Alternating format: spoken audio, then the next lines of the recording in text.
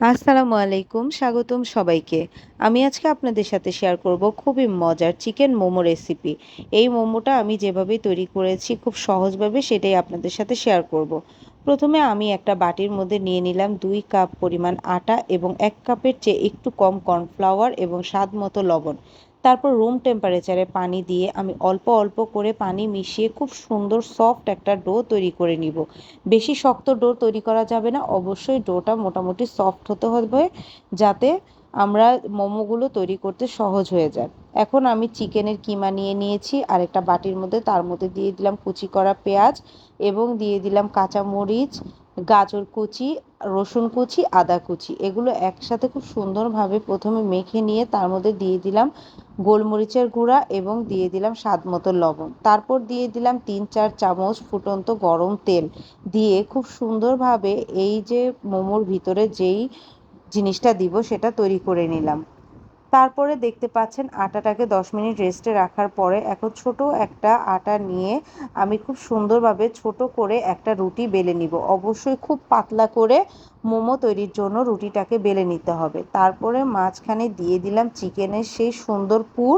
পুর দিয়ে দেখতে পাচ্ছেন খুব সহজ এইভাবে যেই আমি মোমোটা তৈরি করছি, এই শেপটা খুবই সহজ, যে কেউ বাসায় তৈরি করতে পারবেন। মাঝখানে আঙুলটা দিয়ে ছোট ছোট করে কুচি করে নিলেই এই সুন্দর শেপটা হয়ে যায় এবং এই শেপটা সবার জন্যই ইজি। আমি বেশি এই শেপটাতেই মোমো তৈরি করতে পছন্দ করি। এই হচ্ছে আরেকটা শেপ, আপনারা দেখতে পাচ্ছেন একটা আঙ্গুল দিয়ে কিভাবে দেখতে পাচ্ছেন, একটু ভালোভাবে খেয়াল করেই দেখেন, এইটাও খুব সহজ একটা শেপ।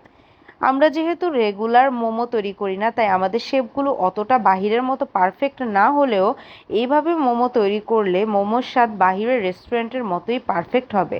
তো আপনারা দেখতে পাচ্ছেন আমি একটা একটা করে সবগুলো মোমো আগে তৈরি করে রেখে দিয়েছি।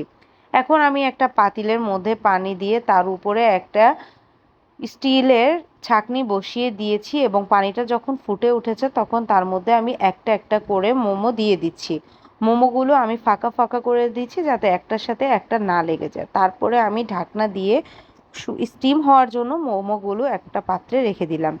এখন অন্য দিক দিয়ে আমি মোমোটা খাওয়ার জন্য যেই সস সেটা তৈরি করছি। এখন বানাবো চিলি অয়েল।